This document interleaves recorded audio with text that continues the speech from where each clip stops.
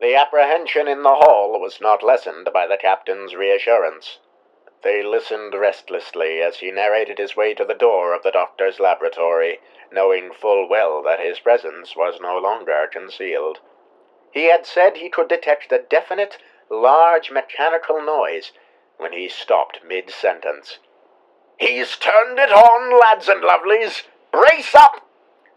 The villagers gasped and stifled screams of terror. A fevered uproar was suppressed only by Dr. Mouseyartnock's loud and assertive call for quiet so the radio could be heard.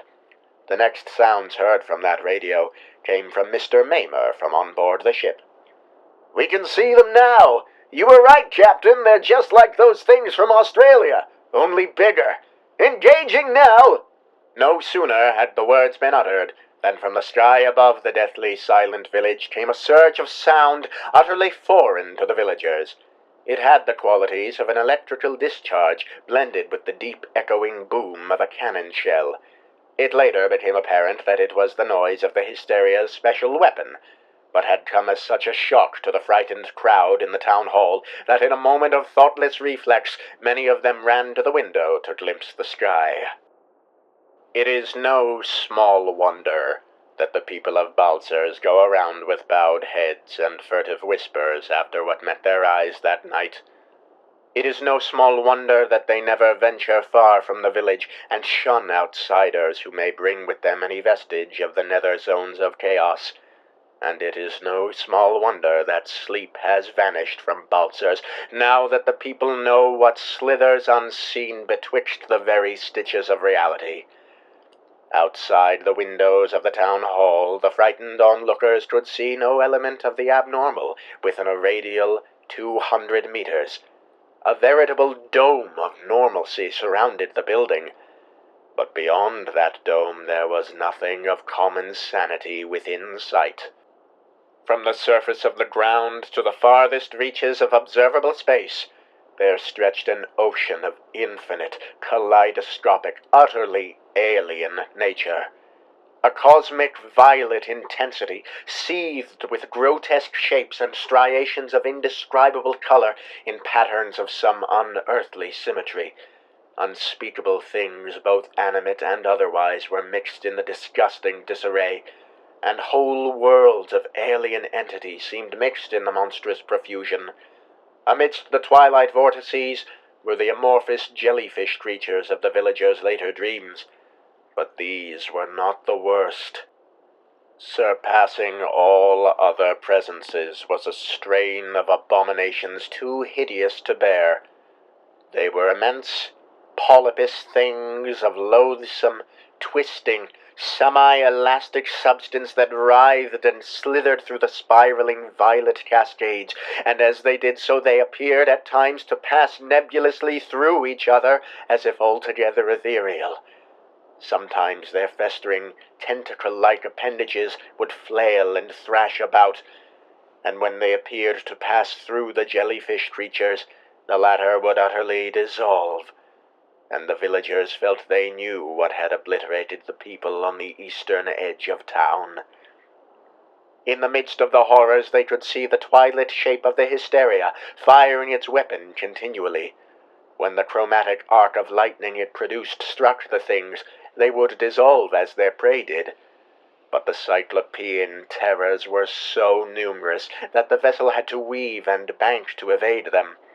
The horrified villagers would have gaped out of those windows forever, had von Arkham's voice on the radio not drawn their attention. "He's connected the bloody machine to his brain helmet!" Dr. Mouseyartnock called back for the captain to destroy the machine, but was cut off mid-sentence by the sound of gunfire. Some of the villagers gasped or yelped, then held their voices in fearful silence as they listened for the captain's voice. After what seemed like an eternity, it came amidst a garble of static and gunshots at jumbled intervals. "Trying! Control them! Cerebral link! Resonant! Got! Turning!"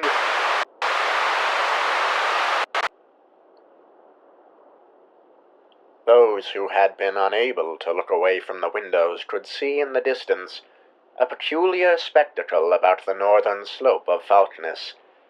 Through the swirling twilight madness, it seemed that the polypus aberrations were vehemently converging upon some unseen spot on the mountain. Then the captain's voice came again, clear and ungarbled. "The machine has a fail-safe! I'll be needing the cannons, Miss Gantari!"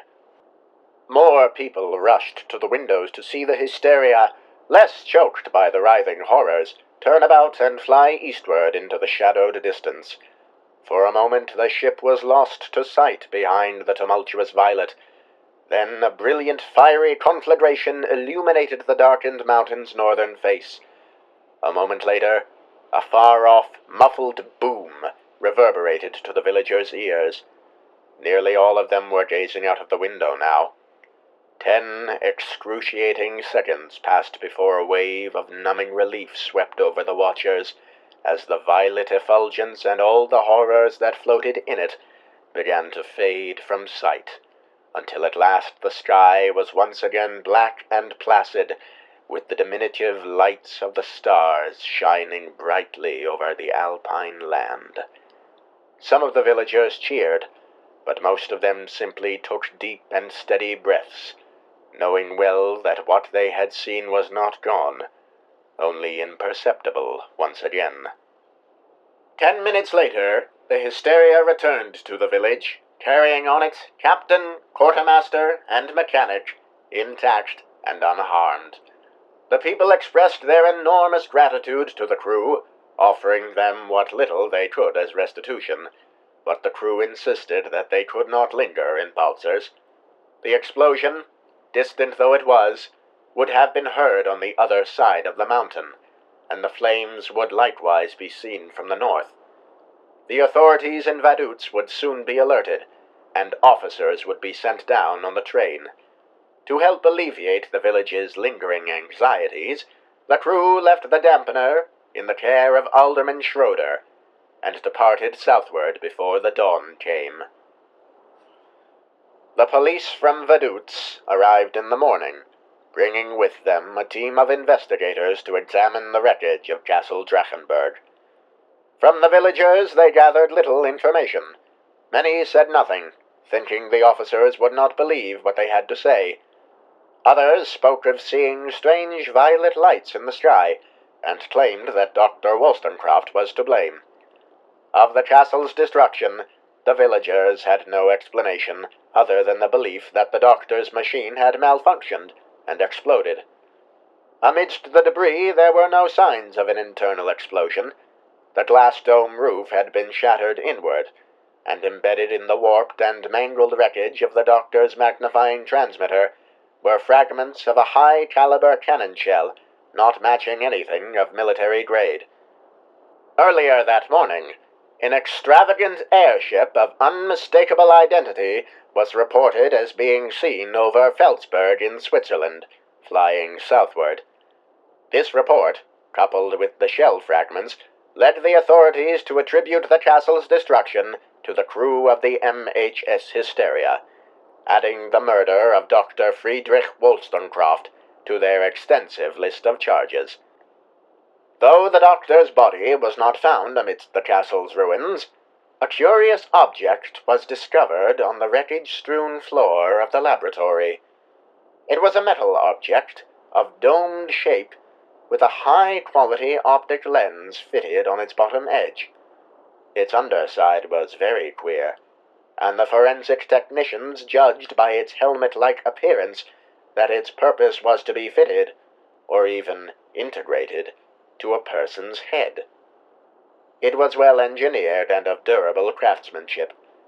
The only visible damage to it appeared to be a medium-caliber bullet embedded in its dented side.